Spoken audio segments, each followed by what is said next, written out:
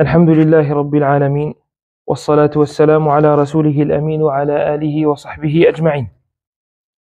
نواصل الكلام على حديث جبريل عليه السلام، وكنا قد توقفنا حول قوله عليه الصلاة والسلام ما المسؤول عنها بأعلم من السائل. Donc nous étions arrêtés à la parole du prophète sallallahu alayhi wa sallam lorsqu'il a dit à Jibril alayhi salam mal mas'oulu anha bi'a'lama min as-sa'il. Le questionné n'est pas plus savant que le questionneur concernant le jour de la résurrection. Et nous avions parlé d'un sujet qui était le fait de parler sur Allah sans science. Donc nous allons continuer concernant hawla as-sa'ati, autour du jour dernier. Wa alamatuha al-kubra wa as-sughra. Donc entre les signes, les grands signes, les signes, je crois qu'ils disent majeurs, les grands signes de la fin des temps et les petits. Avant ça, j'ai trouvé que Isa alayhi salam, c'est lui qui avait posé la question à son époque à Jibril alayhi salam. Donc Isa, en fait, il avait demandé à Jibril. Isa, il a posé cette même question. Il lui a dit Mata as-sa'a. Il lui a dit quand est-ce que l'heure viendra. Et Jibril alayhi salam, il lui a répondu aussi qu'il ne savait pas. Et dans la façon de répondre, mal mas'oulu anha bi'a'lama min as-sa'il, le questionné n'est pas plus savant que le questionneur. Les savants, ils ont dit que le prophète aurait pu dire je ne sais pas et tu ne sais pas.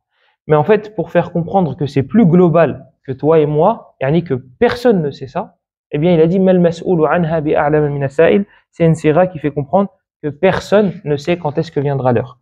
Siwa Rabbil alamin, sauf Allah subhanahu wa ta'ala.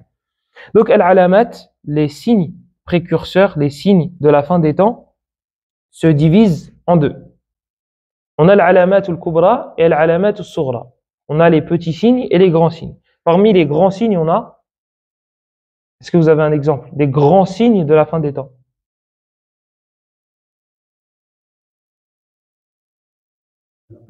La pluie, Nuzul Isa alayhi salam, Isa ibn Maryam. Isa ibn Maryam, il va revenir alayhi salam. Wa innahu la'ilmun lis-sa'ati wa innahu la'ilmun lis-sa'a. Allah il dit que c'est un des signes de la fin des temps. Isa alayhi salam. Il dit dans l'autre verset wa in min ahli al-kitab illa la yu'minan bihi qabla mawtihi.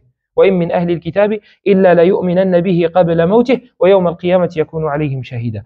Et il n'y en a pas un parmi les gens du livre sans qu'il croira en Isa ibn Maryam alayhi salam.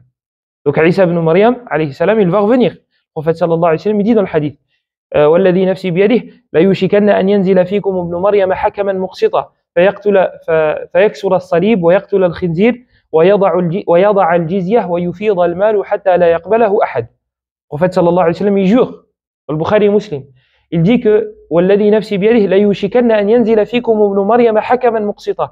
Il jure que Isa alayhi salam, il va revenir hakaman muqsita. Il va juger avec équité. Il va juger, il va être droit, adl. Fayaksur as-salib, il cassera les croix, etc., etc., etc. Et d'ailleurs, les chrétiens croiront en lui. Les chrétiens, ils croiront en lui. Donc, ils deviendront musulmans. Les juifs, non. Les juifs, ils vont suivre qui? Qui est-ce qui va descendre? Dajjal. Les juifs vont suivre Dajjal. Parce que Dajjal, il va descendre, il va sortir un peu après. Un peu après la venue d'Isa ibn Maryam, alayhi salam, Dajjal, il viendra. Et donc, les juifs, ils vont le suivre lui. Et Isa, alayhi salam, les chrétiens vont le reconnaître et ils vont savoir que c'est lui. Et donc, ils vont savoir que l'islam, c'est la vraie religion. Ça, ces deux signes-là, le Dajjal et Isa, ça fait partie de l'alamat al-kubra. Ça fait partie des grands signes.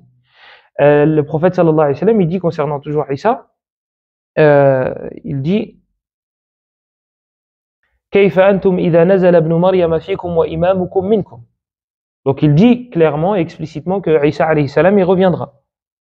Il reviendra. Donc il n'est pas mort, Isa. Et celui qui dit qu'Isa il est mort, il est kafir. Celui qui dit qu'Isa alayhi salam il est mort, il est mécréant. Pourquoi? Parce qu'Allah il dit explicitement وَمَا قَتَلُوهُ وَمَا صَلَبُوهُ وَلَكِنْ شُبِّهَ لَهُمْ. Ils ne l'ont pas tué, ils ne l'ont pas crucifié, ولكن شبه لهم, on a donné l'apparence de Isa alayhi salam à un autre homme. Allah il dit explicitement que personne l'a tué et que personne l'a crucifié. Dans l'autre verset, بل رفعه الله إليه, Allah l'a élevé auprès de lui. Donc celui qui dit Allah, Isa alayhi salam il est mort, mais il est en train de dire Allah, soit il s'est trompé, soit il ment. وحاشا لله. Et dans les deux cas, c'est de la mécréance, c'est du kufr. Donc Isa alayhi salam n'est pas mort, il va revenir. Ad-Dajjal. Le deuxième, Ad-Dajjal, quels sont les textes qui nous parlent du Dajjal? Il faut savoir que les textes qui nous parlent du Dajjal et qui nous parlent de Isa, ils sont mutawatira. Qu'est-ce que ça veut dire mutawatir? Mutawatir, vous avez deux façons de recevoir des informations. Deux façons.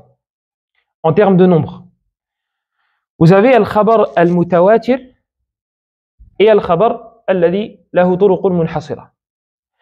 Al-khabar al-mutawatir, c'est l'information qui vous vient de tous les côtés, avec un nombre de rapporteurs incalculable.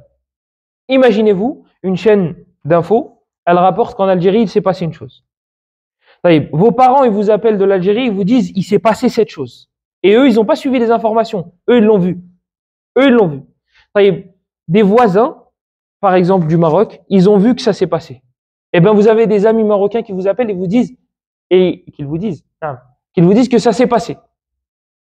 En fait, l'information, elle vient de tous les côtés. C'est un nombre incalculable d'informateurs. Ça, on va dire que c'est une information mutawatira. C'est une information mutawatira. C'est une information qui n'a pas de nombre bien précis. Elle vient de partout. Ça, c'est al-khabar al-mutawatir. Et on a al-khabar alladhi laysa bi-mutawatir wa huwa alladhi ja'a bi turuqin munhasira wa huwa anwa'. Donc, et on a la deuxième catégorie, c'est l'information qui nous parvient, mais avec un nombre limité de personnes. Et ce nombre limité, ça peut être 1, ça peut être 2, ça peut être 3, ça peut être 5, ça dépendra de l'information. On ne va pas rejeter celle-là parce qu'elle a un nombre précis d'informateurs. Mais on va dire que celle-là, elle est plus puissante. Le mutawatir, il est plus puissant. Les textes qui nous parlent de Isa, et les textes du fait qu'il va revenir, et du Dajjal, ils sont mutawatir. Les textes, ils sont mutawatir. Ça veut dire que si quelqu'un vient et nous dit, non mais c'est pas explicite dans le Coran, peut-être qu'Allah, en fait, ça n'existe pas. Voilà, c'est que dans la sunna. Hada qad yakfur. C'est possible qu'il devienne mécréant. Parce qu'il est en train de rejeter quelque chose qui est une information dans laquelle il n'y a aucun doute. Sur laquelle il n'y a aucun doute. Ça, c'est le khabar al-mutawatir. Donc, le khabar al-mutawatir, ça, on voit ça dans la science du hadith. Isa alayhi salam, le fait qu'il va revenir. Moi, je vous ai cité 2 versets et 2 hadithan. Je vous ai cité 2 hadiths et 2 versets. Mais, il y en a bien plus. Le Dajjal, pareil. Vous en avez un que vous connaissez tous, qui prouve que le Dajjal, il va revenir. Un texte de la part du prophète sallallahu alayhi wa sallam, mais normalement, vous le faites tous les jours. C'est pas obligatoire. Oui. Oui. Dans le tashahhud, on demande protection auprès d'Allah de le Messie ad-Dajjal. Allahumma inni a'udhu bika min fitnati al-mahya wal-mamat wa min fitnati al-Messie ad-Dajjal. On demande à Allah de nous protéger de fitnatul Dajjal. Donc c'est venu 5 fois par jour. 5 fois par jour, on le dit. On a le hadith والذي نفسي بيده. Là, il commence pas comme ça. Il dit ما بعث نبي. Il commence comme ça le hadith dans le Bukhari. ما بعث نبي إلا أنذر أمته الأعور الكذاب. ألا إنه أعور وإن بين عينيه مكتوب كافر.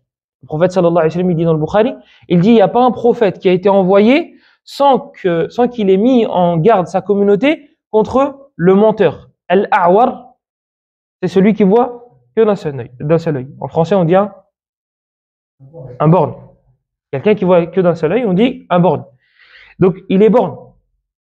Wa inna bayna 'aynayhi maktubun kafir. Et entre ses yeux, il y a écrit kafir. Il y a écrit mécréant. Dans la version de Bukhari et Muslim de hadith Abdullah ibn Umar radiyallahu anhuma, inna Allah laysa bi'a'war. Ala inna al-masih ad-dajjal a'waru 'ayna al-yumna ka'annaha 'inabatun tafiyah. Le prophète sallallahu alayhi wa sallam, il dit que notre Seigneur n'est pas borné. Allah, il n'est pas borné. Wa inna al-masih ad-dajjal, quant au faux messie, c'est qui le vrai messie? C'est le faux messie. Le vrai Messie, c'est qui? Isa, non, c'est Isa. C'est Isa alayhi salam. Donc il dit votre Seigneur n'est pas borgne et le Messie ad-Dajjal est borgne. Pourquoi il dit votre Seigneur n'est pas borgne et juste après il dit le Messie ad-Dajjal il est borgne?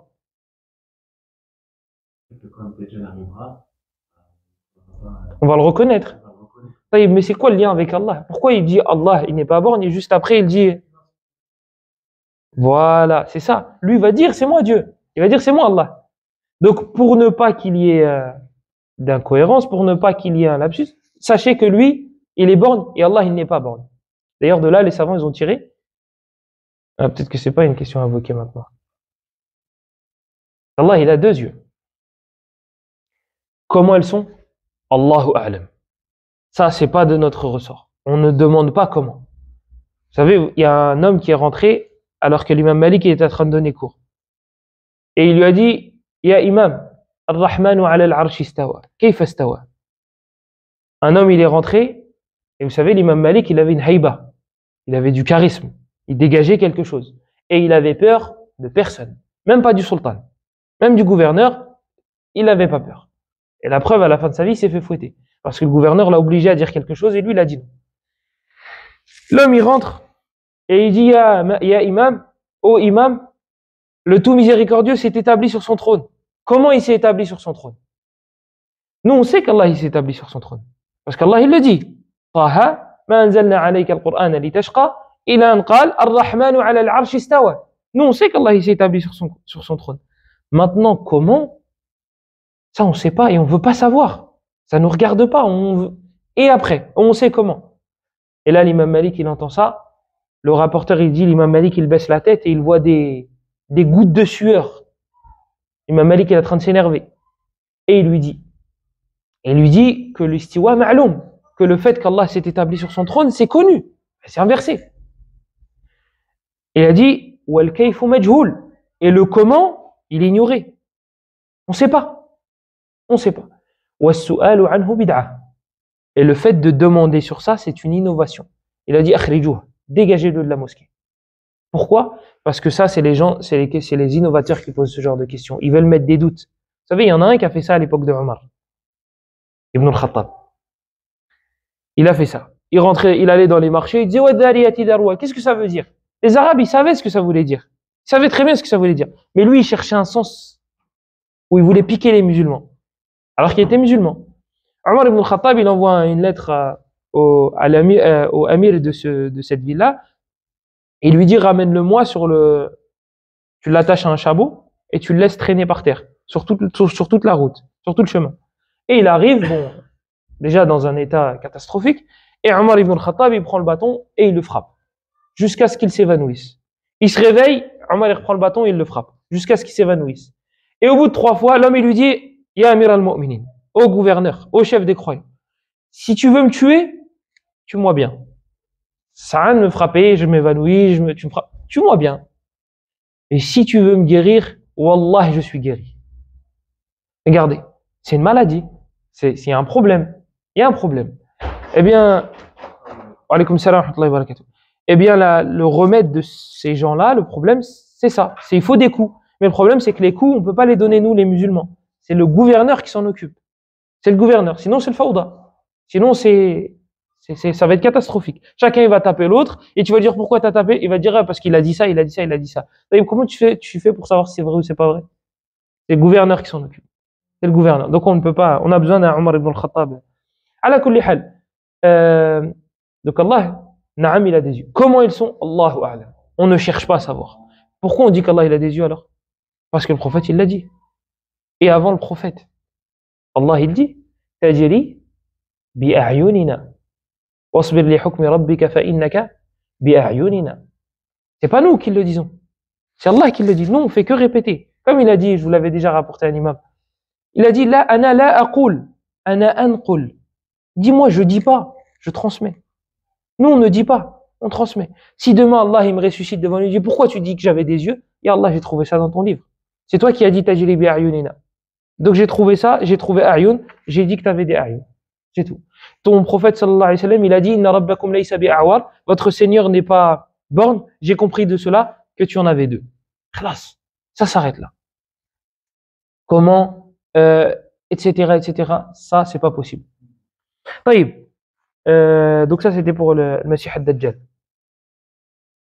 Qu'est-ce qu'on peut faire pour se protéger de lui? On en a parlé il n'y a pas longtemps.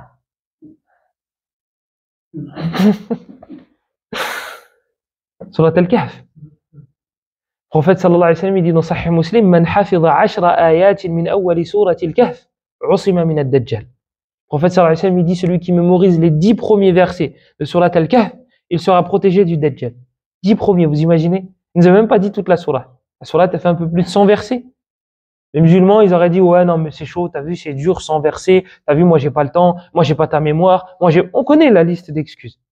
Alors que ceux qui connaissent le Coran n'ont pas une meilleure mémoire que vous. Non, ils ont juste répété quelque chose que vous n'avez pas répété. Si vous aviez fait la même chose, peut-être vous aurez mémorisé plus vite que lui, plus rapidement que lui. C'est juste qu'il a répété. Surat al-Kahf, les 10 premiers versets.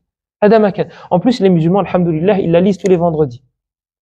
Hadith d'Abu Sa'id al-Khudri. Ils la lisent tous les vendredis. Ça veut dire que apprendre des versets que tu lis tous les vendredis, c'est facile. C'est très facile. Donc, comment se protéger de lui? Voilà. Dans Sahih Muslim, le prophète sallallahu alayhi wa sallam, il dit, celui qui mémorise les 10 premiers versets de Surat al-Kahf, il sera protégé du Dajjal.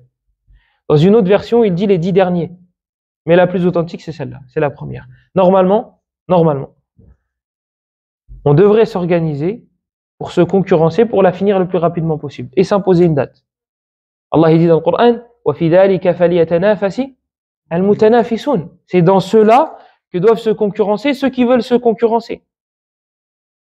Et un des savants, quand il était en train de mourir, il était en train d'agoniser. Et ils lui ont mis quelque chose où il a mis, je sais plus, quelque chose sur sa tête. À un moment, il l'a enlevé alors qu'il était en train d'agoniser. Il l'a enlevé, il a dit لِمِثْلِ هَذَا فَلْيَعْمَلِ الْعَامِلُونَ. C'est un verset. Il a dit pour ce genre de moment, pour ce genre de situation, doivent œuvrer ceux qui veulent œuvrer. Eh bien là, on dit la même chose pour Surat al-Kahf. Pour ce genre de choses, nous devrions œuvrer et se concurrencer. Donc, al-alamat naw'an. Les signes, ils sont de deux types. Ils sont majeurs et mineurs. Parmi les mineurs, parmi les majeurs, on a inshiqaq al-qamar. On a le fait que la lune a été, comment ils disent en français? Fendue. Et je voulais ramener, mais le problème c'est que ça aurait été trop long, les paroles des non-musulmans concernant le fait que la lune s'est bien fendue. Et il y a un livre, il est excellent, je viens juste de le recevoir, il fait plus de 1000 pages. C'est un cheikh qui a réuni les miracles scientifiques du Coran et de la Sunna. Plus de 1000 pages. C'est une encyclopédie le machin. Plus de 1000 pages sur les miracles du Coran et de la Sunna. Et il parle de ça, inshiqaq al-qamar. Et il ramène le verset, il ramène les hadiths, et après il te ramène les témoignages des non-musulmans. Il est magnifique. Parmi les alamat aussi, on a bi'athatun nabi, sallallahu alayhi wa sallam. Le prophète, sallallahu alayhi wa sallam, sa venue, c'était un des signes de la fin des temps. Un des signes aussi, c'est le fait que les savants partent. Le prophète, sallallahu alayhi wa sallam, il le dit ça. Mais on va le voir ça dans la réponse du prophète, sallallahu alayhi wa sallam. Dans la réponse du prophète, il y a deux signes. Deux signes. Dans la réponse qu'il a donnée à Jibril. An talida al-amatu rabbataha. An talida al-amatu rabbataha. Et ça, les savants divergent sur son interprétation. Que l'ama, la servante, an talida, donne naissance à sa maîtresse.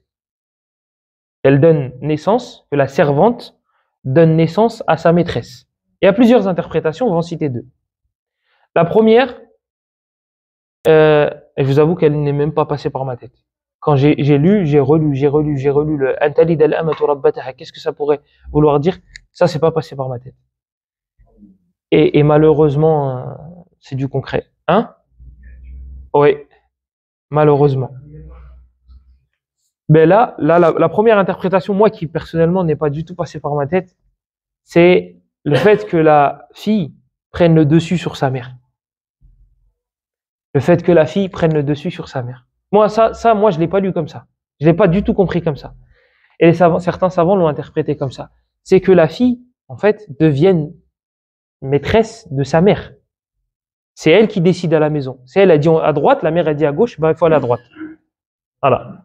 Donc, et ça, c'est très grave. Et moi, je voulais justement m'arrêter sur ça, sur le fait que on doit beaucoup à nos parents, et particulièrement à la mère. Particulièrement à la mère. On avait déjà parlé du hadith pendant le Ramadan de Abdullah ibn Umar, radiyallahu anhuma, il est dans l'Adab al-Mufrad de Bukhari. De Abdullah ibn Umar, radiyallahu anhuma, qui était en train de faire tawaf. Il était en train de faire tawaf. Et il y a un homme qui vient du Yémen avec sa mère sur lui. Il est en train de faire tawaf, et là, il voit Abdullah ibn Umar. Il lui dit, Aturani jazaytuha. Il dit, est-ce que tu penses que ça y est, je lui ai donné son droit, je l'ai récompensé, ça y est, on est quitte. Il a dit, la wala bizafratin wahida. Même pas une douleur qu'elle a eue. Une douleur qu'elle a eue quand elle était dans son ventre et que tu allais pour sortir, bah, une de ces douleurs-là, tu l'as pas remboursée. Une seule. Mais c'est noble ce que tu as fait. C'est noble. Mais tu l'as pas remboursé. Même pas 1%. Même 1%, tu l'as pas. Donc, si un homme qui fait ça, il n'a pas réussi à rembourser, entre guillemets, sa mère, que dire de nous qui ne l'avons pas porté? On l'a pas porté. On l'a pas, ni physiquement, ni psychologiquement parlant. Le prophète sallallahu alayhi wa sallam, il a été questionné. Le hadith de Bahz ibn Hakim, selon son père, selon son grand-père. Bahz ibn Hakim, selon son père. Bahz ibn Hakim, selon Hakim ibn Muawiyah, selon Muawiyah ibn Haïda. Pourquoi je vous ai ramené la chaîne de transmission? Parce qu'on avait déjà dit, il y a certaines façons, il y a certains, vous savez, c'est comme une route, la science. C'est comme une route. Il y a des raccourcis. Il y a des raccourcis. Tu vas arriver avant l'autre, alors que tu as commencé en même temps que lui. Pourquoi? Parce que tu connais des chemins. Cette chaîne de transmission, elle est répétée 44 fois, pardon. 44 fois.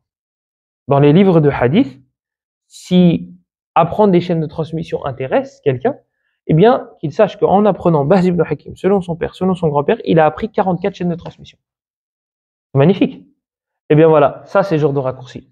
C'est le genre de raccourcis qui vont faire en sorte que tu vas arriver plus vite que les autres. Et ça, ce genre de raccourci, c'est quelqu'un qui a une khibra qui va te le dire, qui va te... Regardez, si vous voulez justement connaître les raccourcis pour arriver à telle destination, c'est pas un livre qui va vous le dire. Et si c'est un livre qui vous le dit, bah peut-être que ce sera le 5e que vous allez lire. Et au bout du 5e, vous allez trouver la réponse. Là, vous allez voir un gars, ça fait 15 ans qu'il connaît cette route et qu'il prend ce chemin. Lui, il va vous dire, bah, ici, il y a un raccourci, ici, il y a un radar, faut pas y aller. Ici, il y a tout le temps les motards, ils s'arrêtent et ils te mettent des amendes. Lui, il a une khibra. Eh bien, la science, c'est la même chose. La science, c'est exactement la même chose. Une personne qui est passée par des pièges, elle va vous dire, tu sais quoi, n'apprends pas ça. Ou bien, cette chose-là, tu veux l'apprendre, apprends-la comme ça. Et ça, ce livre-là, pas maintenant. Tu vas d'abord lire celui-là, tu vas d'abord apprendre ça, etc. La science, c'est ça. Et d'ailleurs, la science, c'est plus dur que ce genre de chemin, etc., etc. Donc, il y a encore plus besoin d'un professeur. Ala kulli hal, j'ai fait exprès de citer la chaîne de transmission pour cette faïda-là. عن بهز بن حكيم عن أبيه عن جده قال رجل لرسول الله صلى الله عليه وسلم من أبر قال أمك قال ثم من قال أمك قال ثم من قال أمك قال ثم من قال أباك ثم الأقرب فالأقرب. Il y a un homme qui a dit au prophète sallallahu alayhi wa sallam, envers qui je dois être le plus bon? Envers qui je dois être le plus bon? Il lui a dit ta mère. Il lui a dit ensuite qui? Il lui a dit ta mère. Il lui a dit ensuite qui? Il lui a dit ta mère. Il lui a dit ensuite qui? Il a dit ton père. Ensuite le plus proche et le plus proche et le plus proche. Ce hadith-là, il a une autre version dans le Bukhari et Muslim, qui est plus authentique, qui est plus authentique que cette version-là. C'est la version de Abu Huraira dans le Bukhari et Muslim, où un homme est venu voir le prophète sallallahu alayhi wa sallam et il lui a dit Man ahaqqu an-nasi bi husni suhbati ou bi husni sahabati.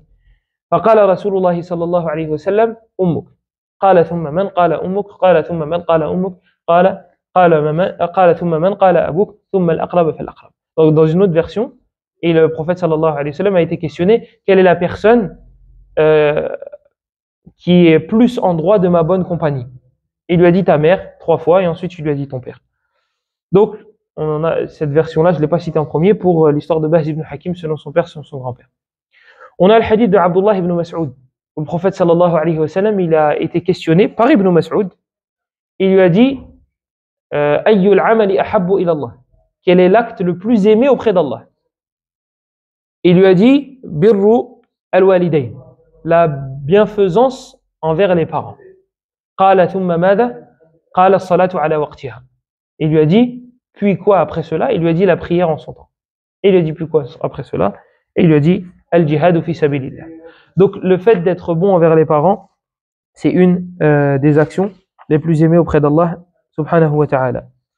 طيب, on a aussi le hadith de Abdullah ibn Abbas radiyallahu anhuma, et celui-là aussi je vous l'avais cité. Le hadith de Abdullah ibn Abbas, un homme est venu le voir et il lui a dit inni khatabtu imra'atan fa'abat an tankihani wa khatabaha ghayri فأحبت أن تنكحه فغرت عليها فقتلتها فهل لي من توبة؟ قال ابن عباس أمك حية؟ قال لا. قال تب إلى الله وتقرب إليه ما استطعت. قال عطاء الراوي عطاء بن السائب أظن، نعم عطاء بن يسار، قال عطاء بن يسار فذهبت إلى ابن عباس وقلت له لماذا سألته عن حياة أمه؟ فقال إني لا أعلم عملا أقرب إلى الله من بر الوالدة. Al-Bukhari aussi, le rapport dans l'Adab al-Mufrad, Ibn Abbas radiyallahu anhuma a été questionné par un homme. Un homme, il lui a dit j'ai demandé une femme en mariage, elle a refusé. Et un autre, il est venu, il l'a demandé en mariage. Elle lui a dit oui. J'étais jaloux et je l'ai tué. Ajib, il a tué la femme. Il n'a pas tué l'homme. C'est ça qui me... Donc il a tué la... C'est de sa faute à elle. C'est elle qui a dit oui. C'est pas de sa faute à lui. Attention, ça justifie pas le meurtre. Hein. Ni de près, ni de loin. La femme, elle a le droit de refuser et personne n'a le droit de l'obliger à se marier. Mais ce qui m'étonne, c'est qu'il ait tué la femme et pas l'homme. Elle a dit j'ai été jaloux et je l'ai tué. J'ai tué la femme. Est-ce que j'ai un repentir? Est-ce que c'est possible de me repentir? Ibn Abbas, il lui a dit, au lieu de lui dire oui ou non, il lui a dit Ummuka hayya, il lui a dit ta mère elle est vivante? Il lui a dit non. Il a dit pas, repens-toi et rapproche-toi d'Allah avec ce que tu peux. Ce que tu peux faire, fais-le, comme obéissance envers Allah. Ata ibn Yasar, il est là et il entend. Et Ata, c'est un savant. Il est l'élève d'Ibn Abbas et il comprend pas. Pourquoi ma mère? Pourquoi lui demander sur sa mère? Regardez, subhanallah. Au lieu de se braquer et d'aller voir les autres élèves, qu'est-ce qu'il raconte Ibn Abbas? Pourquoi il pose la question sur sa mère? Il fait un hors-sujet, miskin. Non, il a été le voir et il lui a dit pourquoi. Regardez cette hikmah, cette sagesse de demander pourquoi. Même ça peut te paraître évident, demande. Ça va t'éviter des gros problèmes. Ouais, des fois, des personnes elles vont me dire quelque chose, moi j'entends nous on dit une dinguerie. Je dis t'as dit quoi? Juste pour être sûr que la personne elle veut vraiment la guerre ou elle la veut pas. Et wallahi al-azim, saddiqouni, croyez-moi, dans 80% des cas, ce n'est pas ce que j'ai entendu. Et j'ai pas de problème aux oreilles. Au niveau de l'ouïe, j'ai pas de problème. Wallahi, je sais pas, est-ce que c'est shaitan? Est-ce que c'est parce qu'on est habitué à entendre des bêtises et donc du coup on interprète? Posez la question et regardez. Allah, il sait tout ou il sait pas tout? Allah, il sait tout. Allah, il savait les choses avant qu'elles se passent. Et je vous l'avais déjà dit, Allah, il sait ce qui ne s'est pas passé. Si ça s'était passé, comment ça se serait passé? Dans Surat Al-An'am, وَلَوْ رُدُّوا لَعَادُوا لِمَا نُهُوا عَنْهُ وَإِنَّهُمْ لَكَاذِبُونَ. Malgré cela, malgré le fait qu'Allah sache tout, qu'il connaisse tout, lorsqu'Iblis a refusé de se prosterner, qu'est-ce qu'il lui a dit? Qu'est-ce qui t'a empêché? Pourquoi tu ne t'es pas prosterné? Pourquoi tu as refusé la prosternation? Taïb, Allah, il sait pourquoi. Mais pourquoi il pose la question? Pour que toi, humain, lorsque tu lis le Coran, tu te dises, Allah, il savait et il a posé la question. Moi, je sais pas et je pose pas la question, j'attaque direct. Allah, il savait pourquoi Iblis. Il savait avant qu'Iblis refuse le sujoud, pourquoi il s'est pas prosterné. Et malgré ça, il lui a demandé. Qu'est-ce qui t'a empêché de te prosterner pour ce que j'ai créé de mes deux mains? Ça, les savants, ils disent, c'est pour nous apprendre à nous, les humains, de ne pas s'empresser. Pose la question. L'Arabie qui est venu uriner dans la mosquée, le prophète leur a pu laisser, allez-y, tabassez-le, il vient humilier la mosquée. Non, il n'y a pas d'interprétation possible, Yahri. C'est une mosquée. Eh si, il y a une interprétation. Et vous connaissez l'histoire il y a un homme qui a écrit les plans du prophète, sallallahu alayhi wa sallam, les plans de sa prochaine bataille. Il a écrit sa façon de faire. Et il l'a donné à une femme, et il lui a dit, va la passer aux ennemis. Cet homme-là, qui a fait ça, c'est un compagnon du prophète. Et Jibril, il l'a dit au prophète, sallallahu alayhi wa sallam. Jibril, il l'a dit au prophète. Il a dit, rattraper la femme, elle a les plans du prophète. Elle a les plans de la prochaine bataille. Ali et un autre compagnon, ils y vont, ils l'ont rattrapé. Ils lui ont dit, passe la feuille.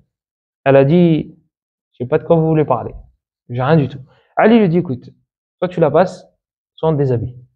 On va la trouver. Elle a sorti ses cheveux et les a rendus. Quand ils sont retournés voir le prophète, il y a un des compagnons, il a dit, je sais plus si c'est Omar, c'est fort probable, il lui a dit, laisse-moi couper sa tête. Il a dit, laisse-moi couper sa tête. C'est un hypocrite, il voulait déjouer nos plans. En fait, il a dit non. Pourquoi t'as fait ça? C'est une trahison. On peut pas dire le contraire. C'est une grave erreur. On peut pas dire le contraire. Et il lui a dit, pourquoi t'as fait ça? Ça, c'est une éducation pour nous. Posez la question. Ne nous empressons pas.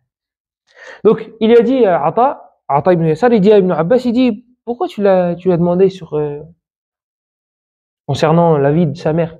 Est-ce qu'elle était vivante ou non?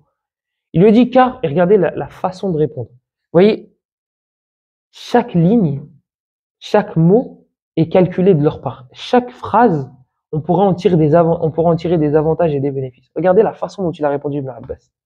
Il a dit, je ne connais pas une œuvre plus aimée auprès d'Allah que le fait d'être bon envers sa mère. Regardez, il n'a pas dit, il n'y a aucune œuvre qui est plus aimée auprès d'Allah que le fait d'être bon envers sa mère. Non. Il a dit, je ne connais aucune œuvre qui est meilleure et qui est plus aimée auprès d'Allah. Pourquoi? Parce que tu ne sais pas tout. Peut-être qu'il y a des textes de la part du prophète qui disent que ça, c'est plus aimé que ça. Donc, par précaution, Ibn Abbas, il a dit, je ne connais pas une œuvre. Et là, on parle de qui? Ibn Abbas, s'il vous plaît. Le prophète, sallallahu alayhi wa sallam, il a fait une dua pour lui, pour qu'il comprenne bien la religion. Ibn Abbas, il faisait le tafsir de certains versets. Dans sa biographie, vous trouvez que ils ont dit de lui, Ibn Abbas, il a fait le tafsir d'une sourate, je sais plus c'était quelle sourate. Ils ont dit, si les mécréants étaient présents, ils se seraient tous convertis. Tellement son tafsir, il était jamil jiddan, tellement il était beau, et tellement sa façon d'expliquer était belle. Et c'est pas étonnant. C'est pas étonnant. Il a la dua du prophète derrière lui. Alayhi salatu wassalam. Et c'est lui qui a bien répondu lorsque Omar ibn al-Khattab, il réunissait des compagnons, il réunissait les grandes personnes, ceux qui avaient assisté à des grandes batailles, pour prendre les décisions, et ramener un jeune. Ce jeune-là, c'était Ibn Abbas. Les grands, ils se sont étonnés. Ils ont dit, pourquoi tu ramènes cet enfant? Pourquoi tu ramènes ce jeune? Il a dit, lui, il n'est pas comme monsieur tout le monde. Lui, c'est pas un jeune comme tout le monde. Et il les a testés. Il les a testés, et il a testé Ibn Abbas, et c'est Ibn Abbas qui avait raison. C'est Ibn Abbas qui avait raison. Sur quelle sourate? Sourate al-Nasr. Idha ja'a nasrullahi wal fath. Donc, concernant les parents, est-ce qu'il y a d'autres textes que je voulais citer? Il y a un hadith, il fait sujet de débat auprès des savants sur son authenticité, c'est Rida al-Rabbi fi Rida al-Walid wa Sakhatu al-Rabbi fi Sakhati al-Walid. Rida al-Rabb, la satisfaction du Seigneur, est dans la satisfaction du Père. Et la colère du Seigneur est dans la colère du Père. Donc en gros, si ton père il est en colère contre toi, eh bien Allah il est en colère contre toi. Et si tes parents sont satisfaits de toi, ton père est satisfait de toi, eh bien Allah est satisfait de toi. Bien sûr, c'est pas quelque chose à comprendre à l'itla. C'est pas quelque chose à prendre comme ça. Mon père il est énervé contre moi. Pourquoi? Parce que je me suis converti à l'islam. Non, là ça marche pas. Là ça marche pas. Si c'est quelque chose qui contredit la religion, la ta'ata li makhluq fi ma'siyati al-khaliq. Il n'y a point d'obéissance dans la créature, dans la désobéissance du Créateur, comme c'est venu dans plusieurs hadiths, hadiths de Ali et d'autres. Donc, on parle pas de quelque chose qui contredit la religion. Et voilà, quelqu'un pourrait me dire, oh, mais on parlait de la mère et on parlait pas du père. Pourquoi tu nous parles d'un texte qui parle du père? Bah là, c'est la même chose qu'avec Ibn Abbas. Normalement, vous me dites, Pas vous allez dire, ah, il a fait un hors-sujet, Meskin, il était fatigué, il a confondu le père et la mère, et donc il a cité un texte sur le père. Normalement, vous me dites, non mais il dit, ça concerne le père, ça concerne pas la mère. Eh bien, sachez que si le texte est bon pour le père, eh bien, il est bon en premier lieu pour la mère, parce que la mère, elle passe avant dans le bir, dans la bienfaisance. Dans la bienfaisance, la mère, elle passe avant. Donc, si le texte, il nous parle comme ça du père, alors la mère, c'est encore plus prioritaire. Et d'ailleurs, il y a une version du hadith qui dit la mère. Et Allah, il nous dit dans le Coran, وَقَضَى رَبُّكَ أَلَّا تَعْبُدُوا إِلَّا إِيَّهُ وَبِالْوَالِدَيْنِ إِحْسَانًا. Et ton Seigneur a décrété de n'adorer que lui. Regardez avec quoi il a mis la bienfaisance envers les parents. Il l'a mis avec le tawhid, il l'a mis avec le fait de l'unifier. وَقَضَى رَبُّكَ أَلَّا تَعْبُدُوا إِلَّا إِيَّهُ. Et ton Seigneur a décrété n'adorer que lui. وَبِالْوَالِدَيْنِ إِحْسَانًا. Et envers les parents, soyez bons. Ça prouve que la bienfaisance envers les parents, elle est très importante. Parce que toi, tu vas pas réunir deux choses cette chose-là, elle est très importante, et cette chose-là, elle ne l'est pas du tout. Elle ne l'est pas du tout. Là, on va mettre, et là, on parle du plus éloquent des éloquents, on parle d'Allah. Donc, il va pas faire les, et fouillez dans le Coran et vous allez voir. Dans plusieurs versets, Allah, il met les parents, il met le droit des parents après le sien. Juste après le sien. Anishkur li wali walidayk. Anishkur li wali walidayk. Et sois reconnaissant envers moi. Allah, il parle de lui. Wali walidayk. Et envers tes parents. Et envers tes parents. Il met le droit des parents juste après le sien. Après le sien. Après. Attention, à ne pas rentrer dans une autre extrême. Et dire, oh, mais mes parents, ils m'ont interdit de faire telle chose. Donc, je peux pas la faire. Ils m'ont interdit d'aller à la mosquée, par exemple. Le prophète, sallallahu alayhi wa sallam, il dit, Inna Allah harrama alaykum uquq al-ummahat. Allah vous a certes interdit uquq al-ummahat. Al-uquq, qat'u al-huquq al-lazima. Le fait de ne pas leur donner leurs droits obligatoires. Donc, Allah vous a interdit al-uquq, je viens de vous l'expliquer, al-ummahat, envers les mères. Le fait de couper les droits, de couper leurs droits. Et le prophète sallallahu alayhi wa sallam, il dit, raghima anfuh. Qila man ya Rasulallah? Qala man adraka walidayhi 'inda al-kibar, ahadahuma aw kilayhima, wa lam yadkhul al-jannah. Le prophète sallallahu alayhi wa sallam, il dit, raghima anfuh, que soit, en gros, c'est une expression chez les Arabes pour dire que tu sois humilié. Pour que tu sois humilié. C'est en fait le fait que le nez soit rempli de poussière. Et ça, c'est une humiliation. Rarima anfuh, le prophète, il invoque contre une catégorie de personnes. Il dit Rarima anfuh, Rarima anfuh. Qila man ya Rasulallah? Ils ont dit, ya Rasulallah, qui? Il a dit celui qui arrive à avoir ses parents, ou bien un d'entre eux. Un seul, ou bien les deux. Ind al-kibar, alors qu'ils ont atteint un certain âge, et puis après cela, ils ne rentrent pas au paradis. Pourquoi la religion appuie sur le fait d'être bon envers les parents, surtout lorsqu'ils sont âgés? وَقَضَى رَبُّكَ أَلَّا تَعْبُدُوا إِلَّا إِيَّاهُ وَبِالْوَالِدَيْنِ إِحْسَانًا إِمَّا يَبْلُغَنَّ عِندَكَ الْكِبَرَ. Pourquoi il a précisé le kibar? Et pourquoi là encore le prophète il nous dit lorsqu'ils sont âgés? Parce que lorsque tu deviens âgé, tu perds la boule. Tu commences à perdre la raison dans certains cas. Tu commences à voir certaines choses qui étaient logiques pour toi, tu les vois illogiques. Tu les vois plus de la même manière. Tu commences peut-être à perdre la raison. Il y a des choses sur lesquelles tu vas t'entêter. Là, je parle de si tu deviens âgé. Il y a des gens, ils gardent leur tête intacte. Mais à un certain âge, des fois, ils perdent la tête. Ils peuvent te prendre la tête, te disent ça s'appelle un vélo. Alors que c'est un téléphone. Il va te prendre la tête et il va insister, il va s'énerver pour un rien.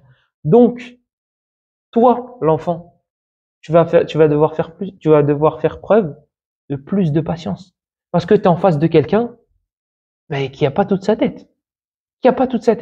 Ou qui a toute sa tête, mais qui va s'énerver pour un rien. Parce qu'il est âgé et un rien peut l'agacer. Moi, je me rappelle, mon grand-père, ma mère, quand j'allais le voir, bon, à l'époque, les SMS, les téléphones, et avec les claviers, les Nokia qui faisaient de la lumière, une toute petite lumière qui sortait, et c'était les claviers, l'écran il était en noir et blanc, et le problème c'est que les touches ils faisaient du bruit. Les touches, ils faisaient du bruit. Et même si tu désactives le son, bah, t'entends quelqu'un taper. Et ben moi, quand j'étais chez mon grand-père, ça l'agaçait. Juste ça l'agaçait. Et il était capable de jeter le téléphone contre le mur juste pour ça. Bah c'est ça, justement. Quand tu atteins un certain âge, il y a certaines personnes, elles ont beaucoup moins de patience. Encore pire si si t'es rien à côté de lui, si t'es un microbe à côté de lui, il a 60 ans de plus que toi, il te dit arrête, faut que t'arrêtes. Eh bien, voilà pourquoi la religion, Allah notamment, et son prophète sallallahu alayhi wa sallam, ont appuyé sur le fait d'être bon envers eux, surtout lorsqu'ils atteignent un certain âge. Surtout. Parce que ils sont amenés à faire des trucs, voilà, à te rendre dingue. Et tu sais que tu as raison. Et peut-être même eux, ils savent. Mais c'est les parents. Et le prophète sallallahu alayhi wa sallam, il dit ما من ذنب أجدر أن يعجل الله لصاحبه العقوبة في الدنيا مع ما يدخر له في الآخرة مثل البغي وقطيعة الرحم. Dans Sunan Abi Daoud et dans Sunan At-Tirmidhi, et c'est aussi dans l'Adab al-Mufrad de Al-Bukhari, selon Ibn Uyayna, selon son père, selon Abu Bakr, radiyallahu anhu, Abu Bakr, avec un ta marbuta à la fin, pas Abu Bakr, al-Siddiq, Abu Bakr. Abu Bakr al-Siddiq, il rapporte pas beaucoup de hadiths du prophète, sallallahu alayhi wa sallam. Abu Bakr, avec un ta marbuta à la fin. Il dit que le prophète, sallallahu alayhi wa sallam, a dit, il n'y a pas un péché qui est plus, dont l'auteur verra son châtiment avancé, précipité, comme al-bari wa qati'atul rahim, comme le fait d'être injuste et le fait de couper les liens de parenté. Donc en gros, parce que la traduction elle est approximative, en gros, les deux péchés qui font en sorte que le châtiment descend rapidement, c'est l'injustice et le fait de couper les liens de parenté.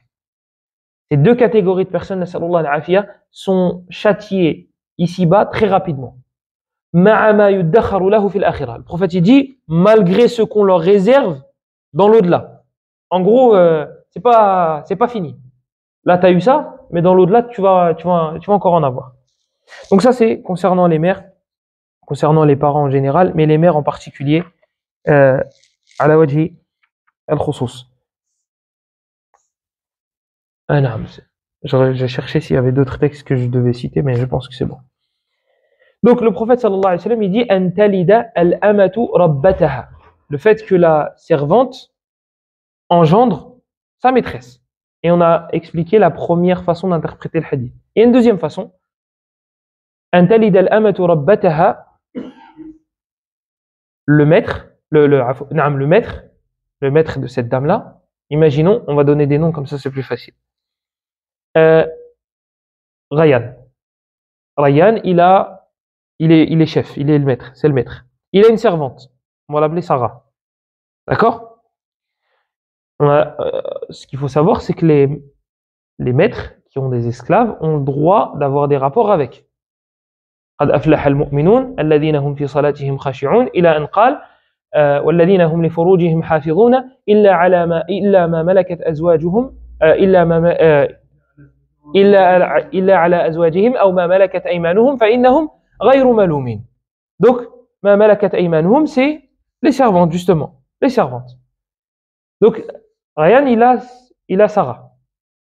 Ils ont un enfant ensemble. Elle, c'est son esclave. Sa fille, ou son fils.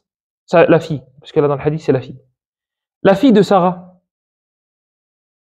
Ryan, il meurt. La fille, c'est sa chef. Puisqu'elle, elle est esclave. Sarah, elle est esclave de Ryan. Mais sa fille, elle n'est pas esclave de Ryan. Donc en fait, la fille de Sarah, c'est sa maîtresse. Donc, antalid al-amatu rabbataha, c'est la deuxième interprétation possible. Savants, ils ont dit que ça, c'était nadir ou khayr, que c'était annonciateur de bonnes nouvelles. Parce que ça veut dire quoi? Quand tu as des servantes, comment tu as des servantes? Dans les guerres. Les musulmans, quand ils se battaient contre les mécréants et qu'ils gagnaient, ils prenaient leurs femmes et elles étaient servantes des musulmans. Elles devenaient des servantes. Ils se partageaient le butin. Ça faisait partie du butin. Donc les musulmans, ils prenaient les femmes et ils s'en servaient comme ama, comme servantes. Donc ça veut dire qu'en fait, le prophète sallallahu alayhi wa sallam, il est en train de nous annoncer qu'à la fin des temps, il va y avoir des batailles et que les musulmans vont gagner. Puisque il dit aux musulmans que vous allez avoir des servantes. Il dit que vous allez avoir des servantes. Donc c'est annonciateur de bonnes nouvelles.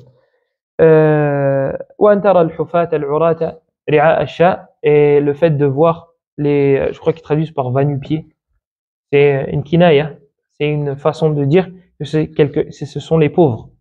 أن ترى الحفاة العراة العالة رعاء الشاء يتطاولون في البنيان. Tu verras les pauvres, les gens qui n'ont aucune valeur, qui vont construire des bunyan, des choses énormes. Regardez aujourd'hui, des gens qui n'ont pas de valeur, c'est ça qui veut dire le hadith. Des gens qui n'ont pas de valeur vont se concurrencer dans la construction. Regardez, malheureusement, nous on le sait, puisque les gens qui vont à Dubaï, les influenceurs, des gens, des imbéciles, n'ont pas de valeur. Ils n'ont réussi dans aucun domaine, intellectuellement parlant, etc. C'est des ânes. Ils vont à Dubaï, ils sont riches, ils construisent, ils ont et ils achètent et ils ont, etc., etc. Voilà. Des gens qui n'ont aucune valeur, ils arrivent à construire et à faire et à faire et à faire et à faire. C'est ça. C'est ça. Et aujourd'hui, c'est arrivé. Et malheureusement, même dans les mosquées, ils se disent qui va avoir la plus grande. Et vous le savez, en Algérie, ils en ont fait une. Ils ont fait une mosquée. Pourquoi? C'est bien de faire une mosquée. C'est très bien de faire une mosquée. C'est très très bien même. Masha'Allah. Mais pourquoi aussi grande? Les Algériens, ils ont besoin que de ça. Ils ont besoin de mosquées. Ils n'ont pas besoin d'hôpitaux. L'argent que tu as investi là dans cette mosquée, la moitié, tu le mets dans les hôpitaux. Pour construire des hôpitaux et pour payer les infirmières, etc., etc. La moitié. Construis ta mosquée, Harry. Construis ta mosquée. Et c'est pas comme si on manquait de mosquées. La vérité, on en a. Mais vas-y, on construit la mosquée, mais la moitié du budget que tu as mis dans ça, on le met dans les hôpitaux. C'est pas de ça dont ils ont besoin? Non, et nous, il faut qu'on se concurrence. Et quoi? On met un ascenseur dans la mosquée. Et tu vas la remplir, cette mosquée? Cette mosquée-là que tu t'es cassé la tête, tu vas la remplir? Ils vont tous venir, et ils vont tous... Même pas. Donc, malheureusement, même dans les mosquées, même dans Bina al-Masajid, on se concurrence. Lui, il a 2 étages. Moi, il faut que je fasse 3 étages. Lui, il a 4. Moi, il faut que je fasse 5. Lui, il a un cadre. Moi, je vais en mettre 5. Et moi, je vais mettre un lustre à 15 000 euros. Et ça, c'est des choses qu'on a vues de nos propres yeux. On a vu des mosquées, ils investissent des 10, 15 000 euros dans des lustres, pour des lumières. Pour des lumières, 15 000 euros. Oui, en France, c'est ça le pire. C'est ça le pire. 15 000 euros pour un lustre. Et je vais faire quoi avec? C'est beau, d'accord, c'est joli. 15 000 dans ça? 15 000. La communauté, elle n'a pas besoin d'autre chose. Elle n'a pas besoin d'un imam, par exemple. Au lieu de lui jeter un vieux salaire, tu lui donnes ce qu'il mérite, et comme ça, la mosquée ne va pas devoir changer d'imam tous les 1 an ou les 6 mois. Parce qu'un an, c'est le record. Voilà. C'est ça. Et quand on te dit, oh, mais tu sais, moi, j'ai investi 15 000 dedans. Sahtek. 15 000 à la poubelle. Et 15 000, c'est l'argent des musulmans, hein. 15 000, c'est l'argent des musulmans, parce que c'est les musulmans qui ont donné. Ils l'ont pris et ils ont payé le lustre avec. Et il y a des hasanats avec. Je vais gagner des hasanats. Tu m'as pris mon argent pour acheter un lustre.